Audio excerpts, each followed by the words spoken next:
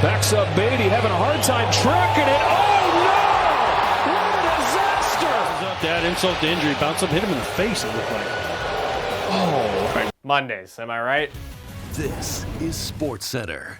Hey, I'm Luca Celebrate, filling in for Marissa, and her Rider Nation is reeling today, as they've lost starting quarterback Trevor Harris indefinitely due to a serious knee injury suffered in Saturday's loss to Calgary. Sasky released the following statement yesterday, announcing that he suffered a tibial plateau fracture on his right knee and would be having surgery soon. The one silver lining is they haven't ruled out a return for Harris at some point this season. In the interim, Mason Fine has been named the starting QB going forward. The third-year pivot started the final 2 games of last season after Cody Fajardo was benched. And although he didn't pull out a win, the experience should prove invaluable.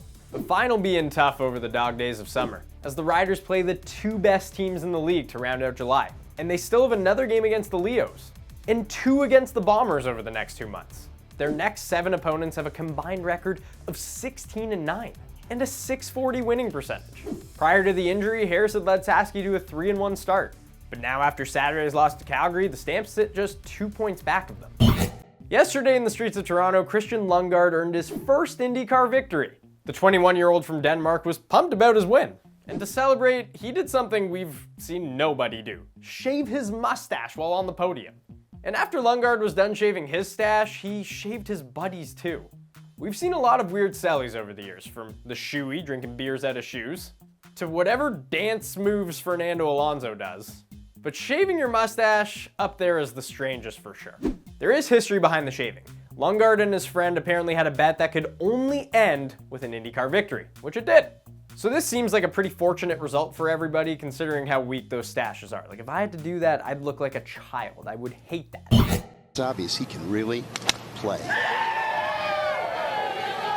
Boy, this is right at it if it gets there. How about that? Are you kidding me? Are you kidding me? Time now for my favorite segment and yours, Why We Love Sports Today. Why we love sports today. And as you just saw, that was Steph Curry draining an ace at the American Century Championship on Saturday. And although it definitely was exciting, a lot of fans out there thought it could be a little more epic. So they laid Mike Breen's classic bang calls under it. What do you think? They do have a timeout. Decide not to use it. Curry, way downtown. Bang! Bang! Oh, what a shot from Curry! With 0.6 of a second remaining. The brilliant shooting of Stephen Curry continues. It's so good. It works perfectly. And it's like Mike Breen's bang is just the most iconic thing ever. There was also that thread that was going out there where it was like, what's more devastating to hear as a fan of an opposing team? It was like Mike Breen's bang or Kevin Harlan's good, like that one. I think it's bang, but like Kevin Harlan's is really good. And Curry's hole-in-one wasn't his only viral moment from this weekend, because he also drained a walk-off eagle to win the celebrity tournament for the first time.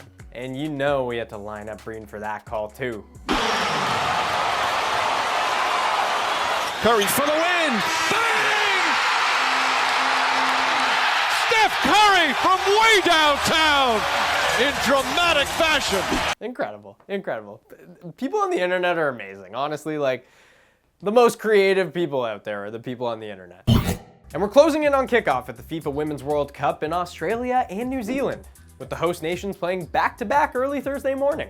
And we've got your footy fix covered until then, with the first of 3 FIFA Women's World Cup preview shows airing tonight at 7 Eastern, 4 Pacific on TSN. One of the biggest themes our panel will focus on is how Christine Sinclair's role is likely to be bigger than initially expected, due to Canada's injury issues coming into the tourney, and could have a great opportunity to add to her 190 goals in what many expect to be her final World Cup appearance.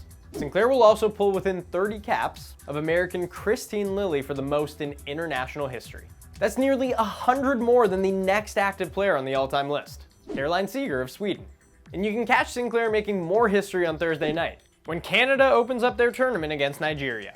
Kickoff is set for 10:30 Eastern, 7:30 Pacific, with 90 minutes of pre-game coverage also available. I'm pumped for this tournament. There are so many stars, not just on Canada, but outside of that. Truly incredible storylines coming at you too. The World Cup's always the best time of the year. That's all for today. Marissa will be back from Down Under tomorrow, but we'll have another special guest host. Have a good one.